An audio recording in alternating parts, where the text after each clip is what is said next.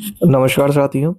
इस वीडियो में हम जीन पियाजे से संबंधित महत्वपूर्ण प्रश्नों को देखेंगे जो कि सीटेट की दृष्टि से बहुत ही ज़्यादा महत्वपूर्ण भूमिका निभाते हैं। 2 से 3 क्वेश्चन इसके सीटेट में पूछे जाते हैं। हमारा पहला प्रश्न आपके सामने है। एक बच्चा मिट्टी की 2 समान गोलियां देखकर कहता है कि दोनों बराबर हैं। जब एक को लंबा कर दिया जाता है तो वह कहता है कि यह ज़्यादा हो गई। यह असफलता दर्शाती है। ये दर्शाती है हमारे केंद्रीयकरण को। अगले प्रश्न की तरफ हम बढ़ेंगे। पियाजे के अनुसार संरक्षण ना समझ पाने का मुख्य कारण क्या है? तो संरक्षण ना समझ पाने का मुख्य कारण है कि एक ही आयाम पर ध्यान। अगले प्रश्न की तरफ हम बढ़ेंगे। प्रश्न नंबर 3। बच्चा कहता है, सूरज मुझे देखकर चलता है। यह कथन किस अवधारणा को दर्शाता है? तो यह कथन हमारा आत्म केंद्रितता को दर्शाता है। यह आपका सही उत्तर हो जाएगा। प्रश्न नंबर 4 की तरफ बढ़ेंगे। पियाजे के अनुसार यदि बच्चा ए, बी, सी क्रम को उल्टा सोच सकता है तो वह किस अवस्था में है? तो जो बच्चा है वो होगा आपकी मूर्त संक्रियात्मक में।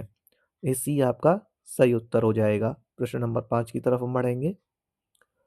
एक बच्चा घोड़े को देखकर कुत्ता कहता है क्योंकि उसने पहले केवल कुत्ता देखा है। ये किसका उदाहरण है? तो ये उदाहरण है हमारे समाकलन का। तो सही उत्तर हो जाएगा समाकलन।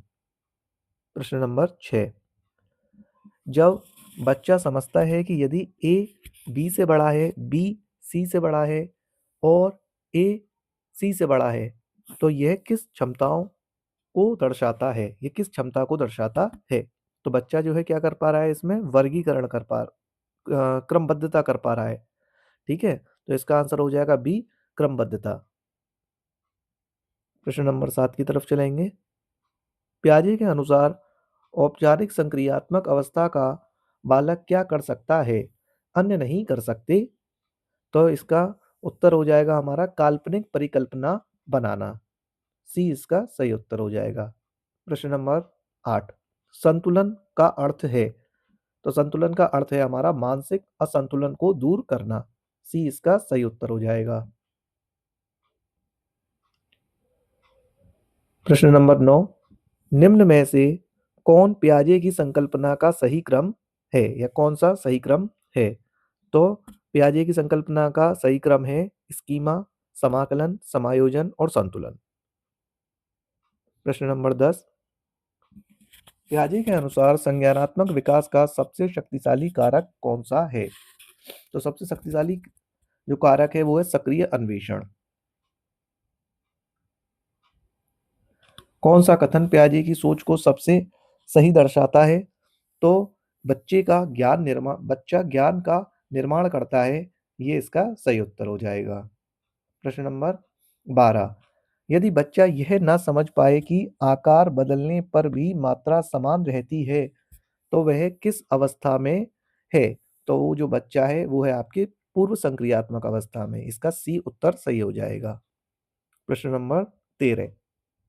पियाजे के अनुसार भाषा विकास किसके बाद होता है?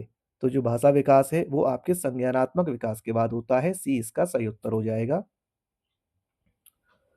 प्रश्न नंबर 14। पियाजे के सिद्धांत की वह आलोचना कौन सी है जो सीटेट में पूछी जाती है? एकदम लेटेस्ट क्वेश्चन है ये आपका। तो ये पूछी जाती है आयु सीमा कठोर है। बी इसका एकदम सही उत्तर हो जाएगा। अगले प्रश्न की तरफ देखेंगे। प्रश्न नंबर 15। पियाजे के अनुसार शिक्षक की भूमिका क्या होनी चाहिए? तो पियाजे के अनुसार शिक्षक की जो भूमिका है वो वातावरण निर्माता की होनी चाहिए। प्रश्न नंबर 16। केंद्रीकरण से बाहर निकलना किस अवस्था में संभव है? तो केंद्रीकरण से बाहर निकलना आपकी मूर्त संक्रियात्मक अवस्था में संभव है। प्रश्न नंबर 17। पियाजे का सिद्धांत किस दार्शनिक दृष्टिकोण से जुड़ा है? तो पियाजे का जो सिद्धांत है वो आपके रचनावादी कंस्ट्रक्टिव से जुड़ा हुआ है। अगले की तरफ चलेंगे हम। प्रश्न नंबर 18। यदि बच्चा समस्या का समाधान कई संभावित तरीकों से सोचता है तो वह किस अवस्था में है? तो जो बच्चा है वो अवस्था में है आपके औपचारिक संक्रियात्मक अवस्था में। अगले प्रश्न की तरफ बढ़ेंगे। प्रश्न नंबर 19। पियाजे के अनुसार बुद्धि को सबसे उपयुक्त रूप से कैसे परिभाषित किया जा सकता है? तो बुद्धि को हम अनुकूलन की क्षमता के माध्यम से परिभाषित कर सकते हैं। प्रश्न नंबर 20 की तरफ हम चलेंगे।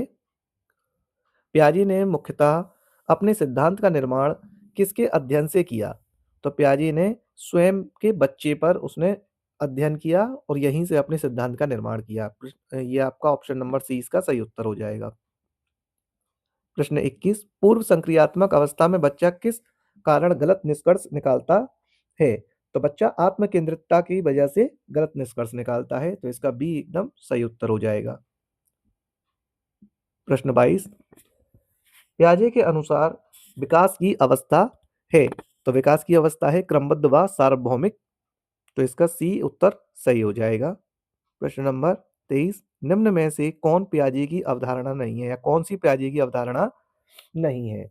तो पियाजे की अवधारणा कौन सी नहीं है?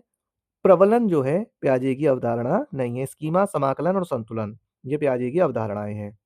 प्रश्न नंबर 24 पियाजे के सिद्धांत का सीटेट में सबसे बड़ा शैक्षिक निहितार्थ है, तो सबसे बड़ा शैक्षिक निहितार्थ क्या है इसका?